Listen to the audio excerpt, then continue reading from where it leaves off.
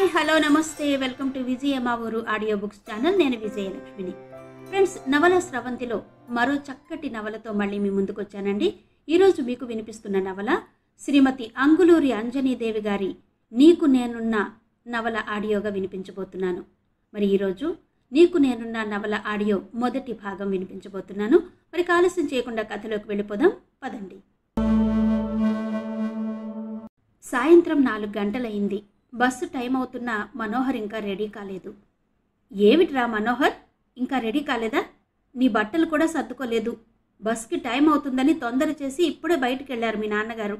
ఆయన మళ్ళీ వచ్చేసరికి నువ్విలాగే ఉంటే ఏమంటారో ఏమో, త్వరగా కానివ్వు అంటూ తొందర చేసింది మనోహర్ తల్లి తులసమ్మ. చూడమ్మా, నీ మనవరాలు పద్మ ఏం చేసిందో. దానికి మధ్యన పొగరు బాగా ఎక్కువైంది. నేను ఈరోజు హైదరాబాద్ వెళ్తున్నాను కదా, కాస్త నా బట్టలు సర్దివ్వకూడదు? అవసరం లేనప్పుడైతే వస్తుంది, అవి ఇవి సర్దుతుంది, ఇప్పుడేమో కనిపించదు అంటూ కోపంగా అటు ఇటు తిరగసాగాడు. దాని మీద ఎందుకురా కోప్పడతావు? ఇంత వాడివయ్యావనే కానీ జాగ్రత్త అనేది బొత్తిగా లేదు నీకు. ఉదయం నుండి ఏం చేశావు? కాస్త సర్ది పెట్టుకునుంటే ఇప్పుడు మీ నాన్నగారు కోప్పడేవారు కాదు కదా. ఇక ఆయనకు కోపం వస్తే తగ్గడం కష్టం. ఇప్పటికే కాలేజీలు తెరిచి 4 రోజులయ్యిందని కోపంగా ఉన్నారు అంటూ మనోహర్కి సహాయం చేయబోయింది తులసమ్మ. అమ్మా, ఇక్కడ నువ్వు హెల్ప్ చేయడం మొదలు పెట్టావంటే ఆ బస్సు కాస్త మిస్ అయ్యి ఈరోజు కూడా ఉండిపోవలసి వస్తుంది. పద్మని పిలువు, త్వరగా సర్దేస్తుంది. ఇంతకు ముందే ఇక్కడికి వచ్చింది. నేను వెళ్తానని తెలిసి నా బ్యాగ్ కీస్ కొట్టేసింది. ఇప్పుడు నన్నేం చేయమంటావు? అందుకే త్వరగా పిలువమ్మా అంటూ బ్రతిమాలాడు మనోహర్. నేను పిలవనరా, అది నీ దగ్గరకు రావడానికి వీల్లేదు. ఎందుకు లేదు అడిగాడు మనోహర్. అదేమైనా ఇప్పుడు నీ భార్య అనుకున్నావా, లేక ఇంతకు ముందులాగా చిన్నపిల్ల అనుకున్నావా? తెచ్చిపెట్టుకున్న కోపం కనిపించింది తులసమ్మ ముఖంలో. అవేమీ అనుకోవట్లేదు. పద్మ నా అక్కయ్య కూతురు, నిరభ్యంతరంగా ఇక్కడకు రావచ్చు పోవచ్చు అన్నాడు మనోహర్. రావచ్చు పోవచ్చురా, దానికి నేను కాదనలేదు. పద్మ నీ అక్కయ్య కూతురే కాదు, నీ కాబోయే భార్య కూడా. కానీ మీ బావ కరుణాకర్ ఇప్పుడే బ్యాంకు నుండి వచ్చి ఇంట్లో ఉన్నాడు. అది ఇప్పుడు ఎలా వస్తుంది అంది చిన్న స్వరంతో తులసమ్మ. మనోహర్కి బావంటే భయం, గౌరవం, అక్కయ్య అంటే అభిమానం. అక్కయ్య కూతురు పద్మ అంటే చనువు. అలాగైతే నేనే వెళ్తాను, పద్మని పిలుస్తాను అన్నాడు మొండిగా. వద్దు, బావ ఇప్పుడు ఇంట్లోనే ఉన్నాడు. అక్కయ్య చెప్పింది, ఒకేసారి వెళ్ళేటప్పుడు చెప్పి వెళ్దూ గాని. అమ్మమ్మ, మావయ్య ఎక్కడా? అరే, వెళ్ళిపోయారా? బ్యాగ్ తాళాలు నా దగ్గరే ఉన్నాయి, ఇప్పుడెలా అంటూ కంగారు పడుతూ వచ్చింది పద్మ. అంతవరకు తల్లితో మాట్లాడుతున్న మనోహర్ చనువుగా పద్మ దగ్గరికి వెళ్ళి తాళాలు లాక్కున్నాడు. పద్మ ఎవరో కాదు, మనోహర్కి స్వయాన అక్కయ్య కూతురు. పుట్టినప్పుడే ఆ ఇద్దరిని భార్యాభర్తలుగా నిర్ణయించారు పెద్దవాళ్ళు. కానీ ఆ ఇద్దరూ కలిసిమెలిసి తిరుగుతుంటే ఎవరన్నా చూస్తే బావుండదని వాళ్ళకి త్వరగా పెళ్లి చేయాలనుకుంటున్నారు. కానీ మనోహర్ చదువు ఇంకా పూర్తి కాలేదు, అందుకే ఆగారు. పద్మ నాన్న కరుణాకర్ స్టేట్ బ్యాంకులో ఆఫీసర్. అదే ఊర్లో ఇల్లు కట్టుకుని స్థిరపడిపోయాడు. ఆయనకు ఒక్కగానొక్క కొడుకు రవి BA చదువుతున్నాడు. పద్మను 10th క్లాస్ వరకు చదివించారు. అంతకన్నా ఎక్కువ చదవాలంటే సిటీకి వెళ్ళాలి. అది ఇష్టం లేక అంతవరకే చదివించారు. పద్మ గురించి కరుణాకర్, పార్వతి పెద్దగా ఆలోచించరు. ఆ అమ్మాయి బరువు బాధ్యతలు వాళ్ళ తాతయ్య మాధవయ్యకే వదిలేశారు. పద్మ కూడా ఎక్కువగా వాళ్ళ తాతయ్య గారింట్లోనే ఉంటుంది. మాధవయ్య గారింట్లో కళకళలాడుతూ తిరిగేది తన కూతురు పార్వతి పిల్లలే. ఆయన తన 2 కొడుకులకి పెళ్లిళ్ళు చేశారు. వాళ్ళు ఉద్యోగరీత్యా చెరొక ఊరు వెళ్ళిపోయారు. ఇక మిగిలింది మనోహర్. ఆ అబ్బాయి సెలవులకి మాత్రమే ఇంట్లో ఉంటాడు. కాలేజీ ఉన్న టైంలో హైదరాబాద్లోనే ఉంటాడు. పద్మ రావడంతో క్షణాల మీద రెడీ అయ్యాడు మనోహర్. ఈ లోపల తను హైదరాబాద్ వెళ్తున్నట్టు అక్కయ్య, బావలతో చెప్పి వచ్చాడు. మనోహర్ వైపు చిలిపిగా చూస్తూ మల్లెపువ్వులా నవ్వింది పద్మ. పద్మ అందం విరిసి విరియని పద్మం.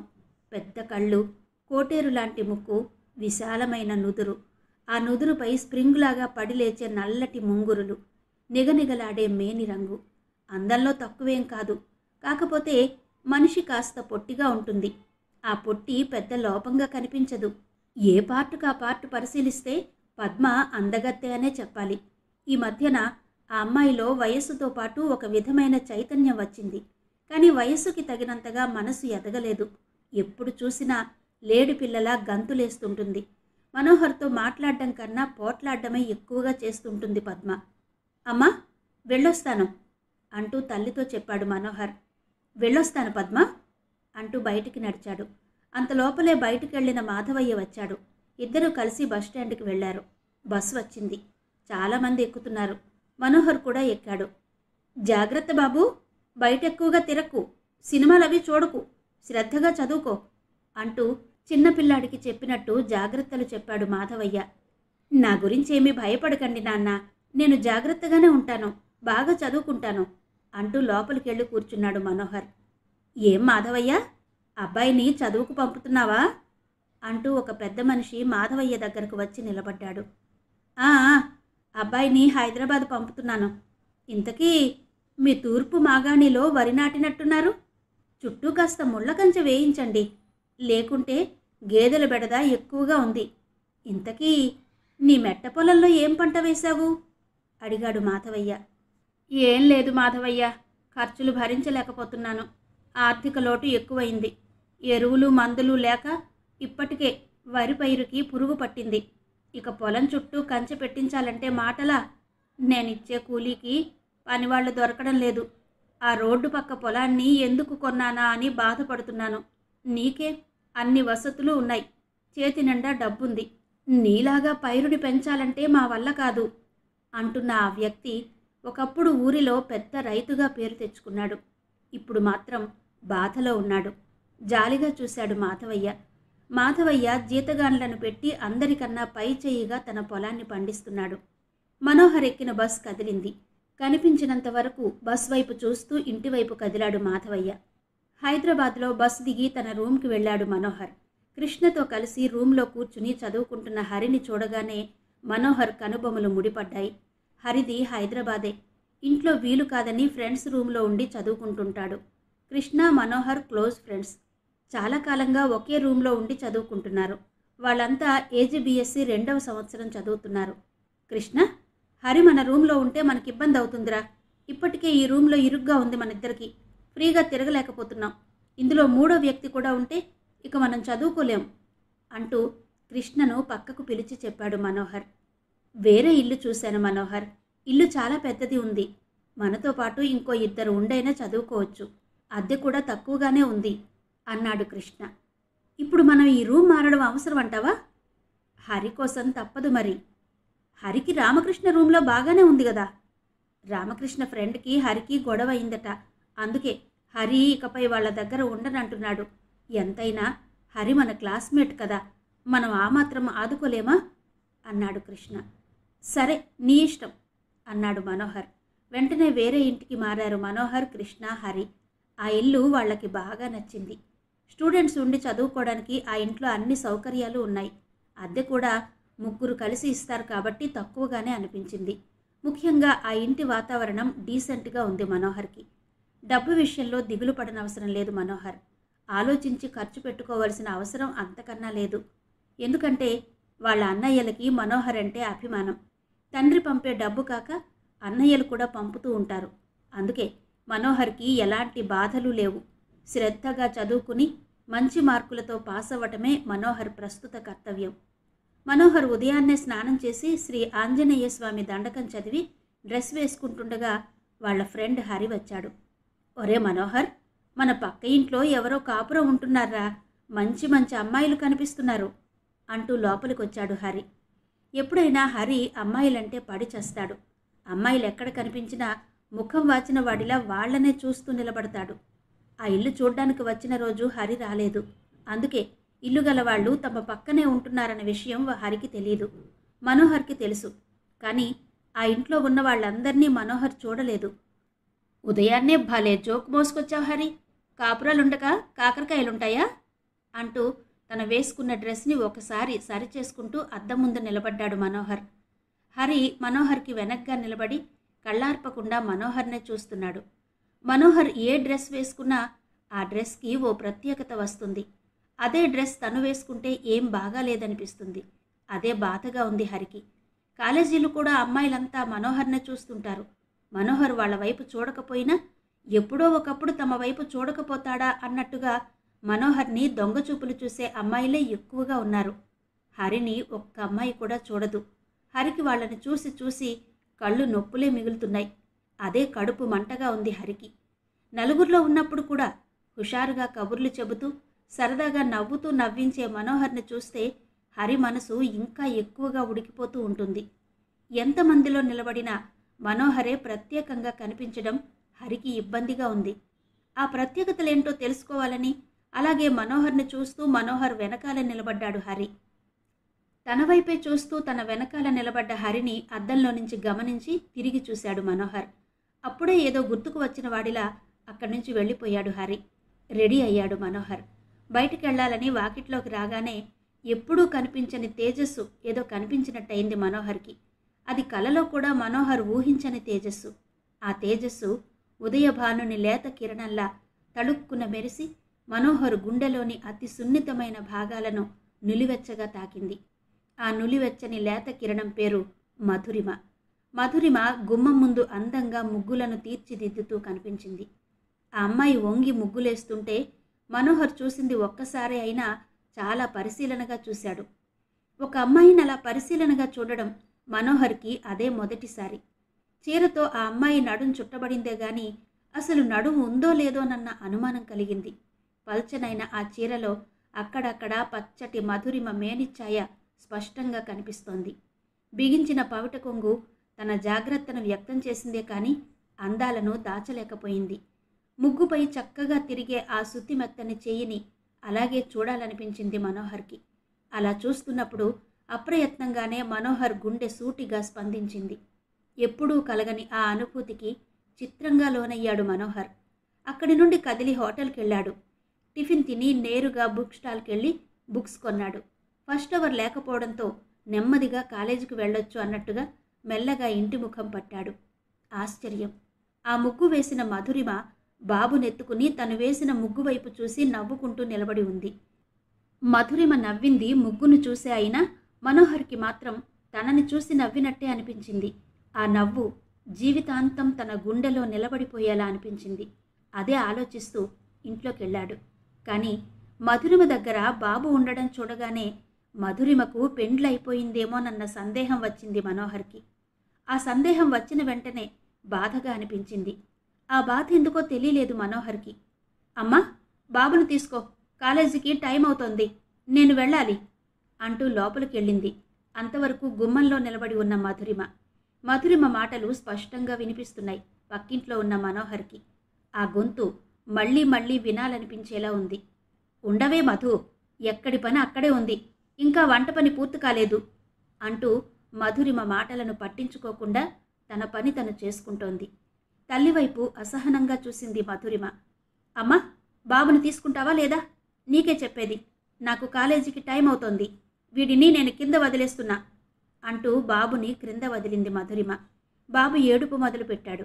బాబు ఏడుస్తుంటే మధురిమకు బాధ అనిపించింది. బాబంటే మధురిమకు ప్రాణం.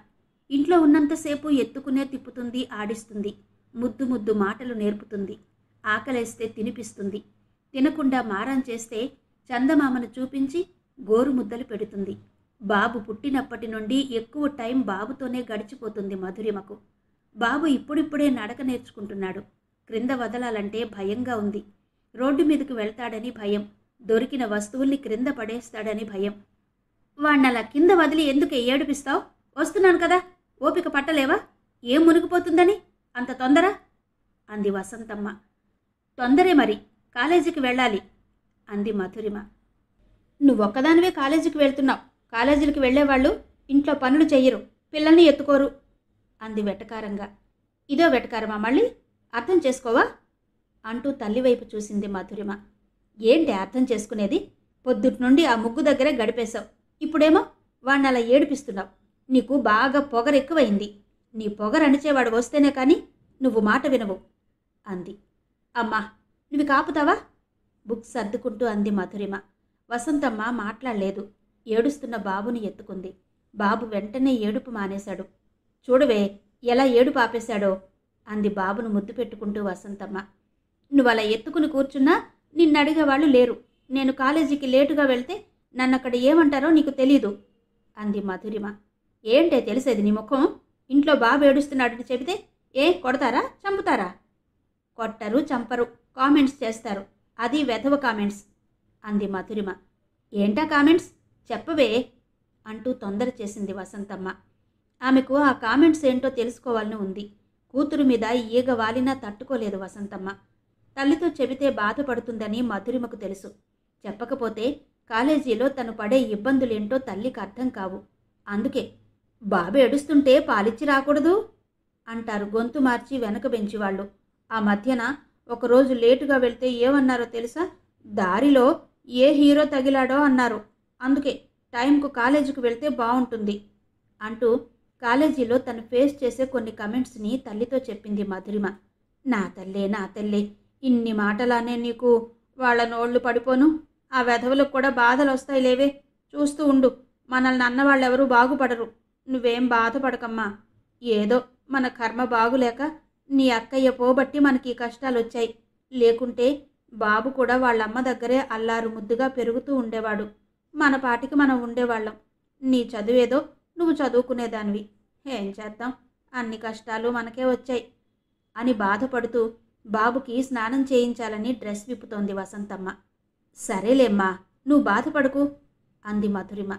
తల్లి బాధపడుతుంటే మధురిమ చూడలేదు. తండ్రి లేని లోటు మధురిమకు తెలియకుండా పెంచింది వసంతమ్మ. మధురిమకు ఏ చిన్న బాధ కలిగినా తట్టుకోలేదు వసంతమ్మ. అందుకే తల్లిని బాధ పెట్టడం మధురిమకు ఇష్టం ఉండదు. నువ్వేం బాధపడకు మధు. ఆ వెధవలకి భయపడితే చదువుకోలేవు. చదువుకుంటేనే జీవితంలో ఏదైనా దక్కుతుంది. అది మనసులో పెట్టుకుని చదువుకో. ముందు నువ్వు ఆ డిగ్రీ సంపాదించావంటే నాకింకే దిగులు ఉండదు అంది మధురిమకు ధైర్యం చెబుతూ. అలాగే లేమ్మా అంటూ బుక్స్ పట్టుకుని కాలేజీకి వెళ్ళింది. పక్కింట్లో ఉన్న మనోహర్కి తల్లి కూతుళ్ల సంభాషణ స్పష్టంగా వినిపించింది. వాళ్ల మాటల్ని వినాలని లేకపోయినా మధురిమ గొంతు వినాలన్న క్యూరియాసిటీతో మొత్తం విన్నాడు. వాళ్ల మాటలు ఆగిపోయాక బుక్ పట్టుకుని చదువుకుంటూ కూర్చున్నాడు. పోస్ట్ అంటూ పోస్ట్ మ్యాన్ కేక వినగానే బయటకొచ్చాడు మనోహర్. మనోహర్కి ఉత్తరం వచ్చింది. విప్పి చూశాడు. వాళ్ళ అన్నయ్య రాసిన ఉత్తరం అది. ప్రియమైన మనోహర్కి, నువ్వు బాగా చదువుతున్నావనుకుంటున్నాను. నేను ఈ నెల నీకు డబ్బు పంపడం లేదు. కారణం, నేను మీ వదిన అక్కడికి వస్తున్నాం. 10వ తారీఖు మధ్యాహ్నం 2 గంటలకల్లా స్టేషన్ దగ్గరికి వచ్చి ఉండు. నేను నెల రోజులు లీవ్ పెట్టి వస్తున్నాను. బహుశా నీకు హాలిడేస్ ఉంటాయనుకుంటాను. అందరం కలిసి మన ఊరు వెళ్దాం. ఇట్లు మీ అన్నయ్య. ఆ లెటర్ చదువుతున్న మనోహర్కి అన్నయ్య వచ్చినంత సంతోషం కలిగింది. ఇల్లంతా శుభ్రం చేయించాడు. ఆనందం పట్టలేక అప్పుడే తన ఫ్రెండ్స్కి కూడా చెప్పాడు. అలాగైతే మేం వేరే రూమ్కి వెళ్తాం లేరా అంటూ హరి, కృష్ణ ఇద్దరూ ఒకేసారి అన్నారు. ఎక్కడికి వెళ్తారు? మీరుంటే ఏమవుతుంది? ఓ, మా వదిన వస్తుందనా? ఆమె ఏమీ అనుకోదు. ఆమె చాలా మంచిది అన్నాడు మనోహర్. అది కాదురా, ఫ్యామిలీతో వస్తున్నారు కదా. ఇంతమందికి ఈ ఇల్లు ఇరుకవుతుంది. 3 రోజులే కదా, రామకృష్ణ రూమ్లో ఉంటాం అన్నారు. వద్దురా, మీరు లేకుంటే నాకేం తోచదు. పైగా ఇప్పుడు ఎగ్జామ్స్ కదా, అనవసరంగా మీరు డిస్టర్బ్ అవుతారు. ఇక్కడే ఉండండి అన్నాడు మనోహర్. 3 రోజులేగా, ఎంతలో వస్తాయి? రామకృష్ణ రూమ్ కూడా విశాలంగానే ఉంటుంది. మాకేం ఇబ్బంది ఉండదు. తర్వాత ఎలాగూ సెలవులు వస్తున్నాయి. అప్పుడు అందరం కలిసి ఎవరి ఊళ్ళకు వాళ్ళు చెక్కేద్దాం అంటూ నవ్వేశాడు కృష్ణ. సరే అన్నాడు మనోహర్. వాళ్ళు ఎలాగూ ఉండరని అర్థమైంది మనోహర్కి. మనోహర్ మనసంతా అన్నయ్య వస్తున్నాడన్న ఉత్సాహంతో నిండి ఉంది. పెద్దన్నయ్య అప్పుడప్పుడు వస్తూ ఉంటాడు. రెండో అన్నయ్య ఎప్పుడూ రాడు. కారణం, ఆయనకు సెలవులు తక్కువ. ఎప్పుడో మెరుపులా తలుక్కున కనిపించి అప్పుడే వెళ్ళిపోతాడు. ఇప్పుడు వస్తున్నది రెండో అన్నయ్య. అందుకే పట్టరాని సంతోషం మనోహర్కి. మధ్యాహ్నం 2 గంటలైంది. ఆ రోజే మనోహర్ అన్నయ్య వదిన వస్తానన్నది. వెంటనే స్టేషన్కి వెళ్ళాడు మనోహర్. వాళ్ల రాకను తలుచుకుంటూ సంతోషంగా ట్రైన్ దగ్గరికి వెళ్ళాడు. అందరూ దిగుతున్నారు. కానీ మనోహర్ ఎదురు చూసే వాళ్ల రెండో అన్నయ్య వదిన మాత్రం రాలేదు. తిరిగి ఇంటికెళ్ళలేదు మనోహర్. అక్కడే 1 గంట వెయిట్ చేశాడు. తర్వాత ట్రైన్ కూడా వచ్చింది. అందులో కూడా రాలేదు. టైం చూసుకున్నాడు. 5 గంటలయింది. రేపొస్తారన్న ఆశతో ఇంటికెళ్ళిపోయాడు మనోహర్. అన్నయ్య వస్తాడని ఎదురు చూస్తున్న మనోహర్కి టెలిగ్రామ్ వచ్చింది. తన అన్నయ్య రావడం లేదన్న ఆ టెలిగ్రామ్ చూడగానే నిరుత్సాహం అనిపించింది మనోహర్కి. బెడ్పై పడుకుని బుక్ పట్టుకున్నాడు. చదవబుద్ధి కాలేదు. ఆలోచిస్తూ పడుకున్నాడు. కృష్ణ హరి లేకపోవడం వల్ల ఒంటరిగా అనిపిస్తోంది. అమ్మాయి మధు, ఇవాళ నీకు సెలవేగా అంటూ అడిగింది మధురిమను వసంతమ్మ. అవునమ్మా సమాధానం చెప్పింది మధురిమ. మన పక్కింటి యశోదమ్మ గుడికి వెళ్తోందట. వాళ్ళ అమ్మాయి కూడా వస్తోందట గుడికి. ఒక్కరితివే ఉండకపోతే మాతో రాకూడదు అంటూ గుడికి వెళ్లే ప్రయత్నం మీదనే రెడీ అవుతోంది వసంతమ్మ. మాకు ఎగ్జామ్స్ జరుగుతున్నాయమ్మా, నేను చదువుకోవాలి. నువ్వు వెళ్ళిరా, బాబును నేను చూసుకుంటాను అంది మధురిమ. సరే నీ ఇష్టం, అలాగే చదువుకో. బాబు జాగ్రత్త మరి, వాడసలే ఒకచోట నిలవట్లేదు నడక వచ్చినప్పటి నుండి అంది వసంతమ్మ. అలాగే అంది మధురిమ. స్టవ్ మీద పాలున్నాయి, కాస్త చూడు, పిల్లొస్తుందేమో. రాత్రికి బాబు త్రాగడానికి పాలు కావాలి అంది వసంతమ్మ. అబ్బబ్బా, అదంతా నాకు తెలుసు, ఇక నువ్వు వెళ్ళమ్మా అంది మధురిమ. వసంతమ్మ గుడికి వెళ్ళింది. ఇల్లంతా నీట్గా ఉంటేనే చదువుకోవాలనిపిస్తుంది మధురిమకి. ఆ రోజు ఆదివారం కాబట్టి ముందు ఇల్లు సర్దుకోవాలనుకుంది మధురిమ. వెంటనే ఆ పనిలో పడిపోయింది. అవి ఇవి సర్దేటప్పటికీ ఓ గంట గడిచింది. పని మీదనే లీనమై వేరే విషయాలు పట్టించుకోకుండా ఇల్లంతా సర్దేసింది మధురిమ. ఈ లోపల బాబు గుర్తొచ్చాడు. అటు ఇటు చూసింది, బాబు కనిపించలేదు. ఇల్లంతా వెతికింది, బాబు లేడు. ఆడుకుంటూ కూర్చుంటాడని కొన్ని బొమ్మలు ముందేసి ఇంతసేపు పనిలో పడిపోయింది మధురిమ. ఆడుకుంటూ ఆడుకుంటూ ఎటు వెళ్ళాడో ఏమో. వెంటనే పక్కకెళ్ళి చూసింది. ఆ 2 ఇళ్లకి తాళాలు వేసి గుడికి వెళ్లారు. ఇక మిగిలింది స్టూడెంట్స్ ఉండే ఇల్లు ఒకటే. ఆ 4 వాటాలకి ఒకే వరండా ఉండేలాగా కట్టించారు మధురిమ నాన్నగారు. బాబు రోడ్డు మీదకెళ్లే ఛాన్స్ లేదన్నట్టుగా గేటు వేసి ఉంది. ఆశగా చుట్టూ చూసింది, బాబు జాడలేదు. మధురిమలో క్షణక్షణానికి భయం ఎక్కువవుతోంది. కాళ్ల క్రింద భూమి కదులుతున్నట్టు అదిరిపోతోంది. ఏం చెయ్యాలో అర్థం కాక గుండెలు దడదడా కొట్టుకుంటున్నాయి. ఏడుపొచ్చేలా ఉంది. ఇంతలో వచ్చిరాని బాబు మాటలు స్టూడెంట్స్ ఉండే ఇంటిలో నుంచి వినిపించాయి. ప్రాణం వచ్చినట్టుగా అయింది మధురిమకి. పరిగెత్తుకుంటూ పక్క ఇంట్లోకి వెళ్ళింది. మనోహర్ ఒక్కడే ఉన్నాడు. బెడ్పై పడుకుని ఉన్న మనోహర్ గుండెలపై కూర్చుని ఉన్నాడు బాబు. తన బుల్లి బుల్లి చేతులతో మనోహర్ చెంపల్ని తాకుతూ ముద్దు ముద్దుగా వచ్చిరాని మాటలు మాట్లాడుతున్నాడు. ప్రస్తుతం ఒంటరిగా ఉన్న మనోహర్కి బాబు మాటలు ఆనందాన్ని కలిగిస్తున్నాయి. బాబును చూడగానే తేలిగ్గా ఊపిరి పీల్చుకుంది మధురిమ. బాబు మాటల్లో పడి తన గదిలోకొచ్చిన మధురిమను గమనించనే లేదు మనోహర్. బాబెలా వచ్చాడు మీ దగ్గరికి అంటూ బాబును తీసుకోబోయింది మధురిమ. అప్పుడు చూశాడు మధురిమను మనోహర్. అంత దగ్గరగా మధురిమను చూస్తానని కలలో కూడా అనుకోలేదు మనోహర్. అలా చూడ్డం మధురంగా ఉందతనికి. బాబు మధురిమ దగ్గరకు రానందుకు ఆశ్చర్యపోయింది మధురిమ. బాబును అలాగే ఎత్తుకుని లేచి కూర్చున్నాడు మనోహర్. మర్యాదపూర్వకంగా మధురిమ వైపు చూస్తూ కూర్చోండి అన్నాడు. నేను కూర్చోడానికి రాలేదు, బాబునివ్వండి అంది మధురిమ. పిన్ని తనని తీసుకెళ్తుందని బాబు గ్రహించాడు. పిన్ని దగ్గరకు రావడం ఇష్టం లేనివాడిలా మనోహర్ మెడ చుట్టూ 2 చేతులు వేసి ముఖాన్ని మనోహర్ గుండెలకు చేర్చి గట్టిగా హత్తుకున్నాడు బాబు. బాబు అలా హత్తుకోవడం గమ్మత్తుగా ఉంది మనోహర్కి. బాబు తలపై చెయ్యి వేసి ప్రేమగా నిమురుతూ మెల్లగా నవ్వాడు మనోహర్. ఆ నవ్వు మనోహరంగా ఉంది. ఆ నవ్వు చూడగానే తామరాకుపై నీటి బిందువు కదిలినట్టు మధురిమలో ఏదో కదలిక. మధురిమ వైపు చూశాడు మనోహర్. మధురిమ పోలికలు బాబు ముఖంలో స్పష్టంగా కనిపిస్తున్నాయి. బాబు చాలా బాగున్నాడండి, మాటలింకా ముద్దొస్తున్నాయి. బాబుతో గడుపుతుంటే టైం తెలియట్లేదు. ఈ బాబు మీకేమవుతాడు అడిగాడు మనోహర్. కొడుకవుతాడు అంది మధురిమ. మీ కొడుకు కాడు కదా అన్నాడు మనోహర్. ఆ బాబు మధురిమ కొడుకు కాదని తెలుసు. అయినా ఏదో ఒక నెపంతో మధురిమతో మాట్లాడాలని ఉంది మనోహర్కి. బాబునివ్వండి, నేను వెళ్ళాలి అంది మధురిమ.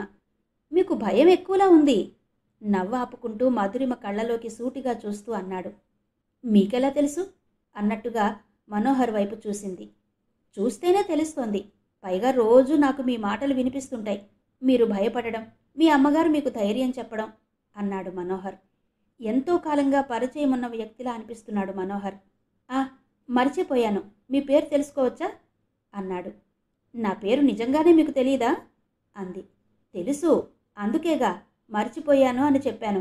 మీ నోటితో ఒక్కసారి చెప్పారనుకోండి, ఇక జన్మలో మర్చిపోను. మధురిమ. వెరీ గుడ్, మీ పేరు కూడా మీ బాబులాగే అందంగా ఉంది. బాబు మా అక్కయ్య కొడుకు, చాలా ప్రశాంతంగా చెప్పింది. మనోహర్ని చూస్తుంటే మధురిమకు కూడా మాట్లాడాలనిపిస్తోంది. అది నాకెప్పుడో తెలుసు. అయినా మిమ్మల్ని చూస్తుంటే ఇంత పెద్ద కొడుకు ఉన్నాడని ఎలా అనుకుంటాను చెప్పండి అన్నాడు మనోహర్. నవ్వింది మధురిమ. మధురిమ నవ్వింది మనోహర్ మాటలకి కాదు, బాబు తన దగ్గరికి రాకపోవడం చూసి. అదే క్షణంలో హరి, కృష్ణ లోపలికొచ్చారు. మనోహర్ అన్నయ్య, వదిన వచ్చి ఉంటారని పలకరించి వెళ్దామని వచ్చారు వాళ్ళు. గదిలోకి రాగానే మనోహర్తో మాట్లాడుతున్న మధురిమను చూసి షాక్ అయ్యారు. మనోహర్ స్నేహితులను చూడగానే మధురిమ మనోహర్ దగ్గరున్న బాబును లాక్కుని వెంటనే అక్కడి నుంచి వెళ్ళిపోయింది. అలా వెళుతున్న మధురిమను చూడగానే అదోలా అయ్యారు హరి, కృష్ణ. వాళ్ళు లేని టైంలో ఒంటరిగా ఉన్న మనోహర్ దగ్గరికి మధురిమ రావడం ఏదోగా అనిపించింది వాళ్ళకి. పక్క ఇళ్లకి తాళాలు వేసి ఉండడం చూసి మరోలా అనుకున్నారు. అన్నయ్య, వదినలు రాకపోవడం చూసి వాళ్ళ ఆలోచనలు ఇంకోలా మారాయి. మనోహర్ దగ్గర కొద్దిసేపు కూడా కూర్చోకుండా ఏదో పని ఉన్నట్టు బయటికెళ్లారు కృష్ణ, హరి. చూడరా కృష్ణ, మనోహర్ ఎంత కన్నింగో. దొంగ లెటర్ సృష్టించి మనల్ని పక్కదారి పట్టించాడు. మనం వాడి మాటలు నిజమని నమ్మి రామకృష్ణ రూమ్కి వెళ్ళాం. ఆ అమ్మాయి కోసం వాడు మనల్ని వెర్రి వెధవల్ని చేశాడు కదరా అన్నాడు హరి. మనోహర్పై కోపంగా ఉంది హరికి. నువ్వు తొందరపడుతున్నావు హరి. ఆ రోజు మనం వెళ్తామంటే వాడు వద్దన్నాడు. మనమే బలవంతంగా వెళ్ళాము. వాడు మనల్ని పంపలేదు అన్నాడు కృష్ణ. కృష్ణకు మనోహర్ మనసు బాగా తెలుసు. అల్లరి చిల్లరివాడు కాదని కూడా తెలుసు. కానీ ఇంటి ఓనర్ వాళ్ళ అమ్మాయి ఒంటరిగా ఉన్న మనోహర్ దగ్గర ఎందుకుందో కృష్ణకు కూడా అర్థం కాలేదు. చూడు కృష్ణ, పక్కింటి అమ్మాయితో ఎంజాయ్ చేస్తాను, మీరు ఫ్రెండ్ రూమ్కి వెళ్ళండి అని డైరెక్ట్గా చెప్పర్రా ఎవరునూ. మనమే అర్థం చేసుకోవాలి. ఇప్పుడు అర్థమైంది కదా, ఇక మన బ్రతుకంతా రామకృష్ణ రూమే ష్యూర్ అన్నాడు హరి. మరీ అంత దారుణంగా మాట్లాడకురా. నువ్వెంత చెప్పినా మనోహర్ ఆ అమ్మాయిని ప్రేమించాడంటే నేను నమ్మను. ఎందుకంటే వాడికి వాళ్ళ అక్కయ్య కూతురు పద్మ ఉంది. వాడు పెళ్లి చేసుకునేది పద్మనే, ఇంకెవ్వరినీ చేసుకోడు.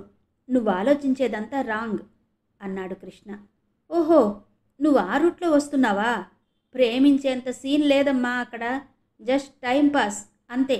ఇలాంటి కేసులు నా 8th క్లాసు నుండే నా కళ్ళలో పడుతున్నాయి. నాకు అనుభవం ఎక్కువ. ఇలాంటి క్యారెక్టర్లపై ప్రేమలు, విరహాలు ఉండవు అంటూ జీవిత సత్యం చెబుతున్నవాడిలా కృష్ణ ముఖంలోకి చూశాడు హరి. హరి మాటలు కృష్ణకు నచ్చలేదు. మరీ అంత చీప్గా తీసేయకురా మనోహర్ని. వాడు చాలా డీసెంట్. 7th క్లాస్ నుండి మనోహర్ ఫ్రెండ్ నేను అన్నాడు కృష్ణ. అందుకే నువ్వు నీ కళ్ళతో చూసినా చూడనట్టే నటిస్తున్నావు. నేనలా కాదు. ఇలాంటి విషయాలను కళ్ళతో చూడకపోయినా వాసన చూసి పసిగట్టగలను. నన్నెప్పుడూ తక్కువగా అంచనా వేయకు అన్నాడు హరి. హరికి నచ్చ చెప్పడం సాధ్యం కాదు అనుకున్నాడు కృష్ణ. ఇక పోనివరా హరి, మనకెందుకు వాదన? ఎవరి వ్యక్తిగత జీవితం వారిది. జడ్జిమెంట్ చెప్పడానికి మనమెవరం అన్నాడు కృష్ణ మనోహర్పై అభిమానంతో. హరి అనుమానించినంత తేలిగ్గా కృష్ణ అనుమానించలేకపోతున్నాడు. హరికి నచ్చ చెప్పాడు. హరి వినలేదు. కృష్ణకి అంతా అయోమయంగా ఉంది. ఇద్దరూ కలిసి రామకృష్ణ రూమ్కి వెళ్లారు. శ్రీమతి అంగులూరి అంజనీదేవి గారి నీకు నేనున్న నవల ఆడియో మొదటి భాగం విన్నారు కదా. మిగిలిన కథ తర్వాతి భాగాల్లో వినిపిస్తాను. అంతవరకు సెలవు. నమస్తే.